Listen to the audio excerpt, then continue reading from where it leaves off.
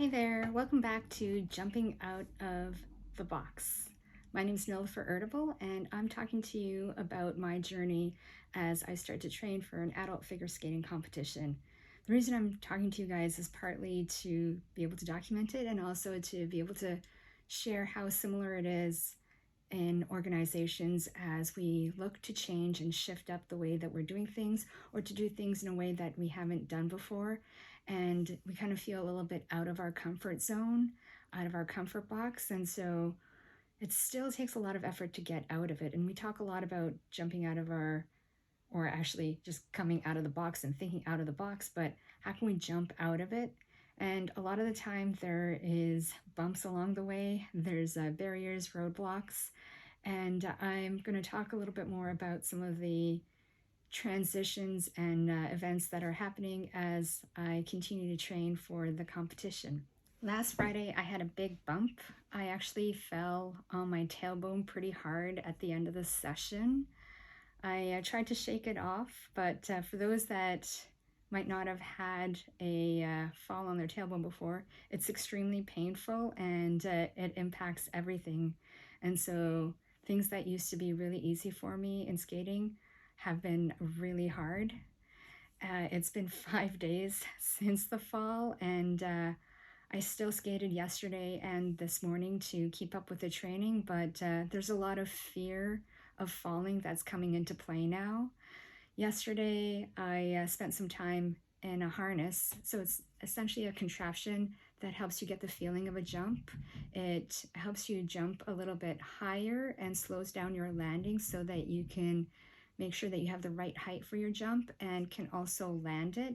And when you have that feeling, it's a lot easier to replicate that feeling yourself without the harness afterwards. And even with the harness last night, because of the tailbone injury, I was feeling a lot of fear about falling. And I also had a ton of gel padding in my butt area and my tailbone area just in case I fell there. The likelihood of falling on there again is really small, except for this increased fear of falling that I now have after the big fall on Friday. I think this is the same for a lot of us in our personal lives and in our work environments. When things have changed and we get a little bumped and bruised up, there's fear of how to move forward or fear of doing things that were really easy before, not knowing whether or not it's okay or if it's safe to do those things. And a lot about jumping out of the box is moving through those feelings and continuing towards our goal. And so for me, the goal is still to be able to do the program by the end of September. And training is going a lot slower. It's a little bit frustrating.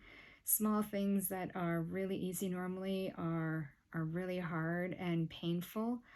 So yesterday with the harness, it wasn't as efficient as I would have liked it to be, but it's moving it forward.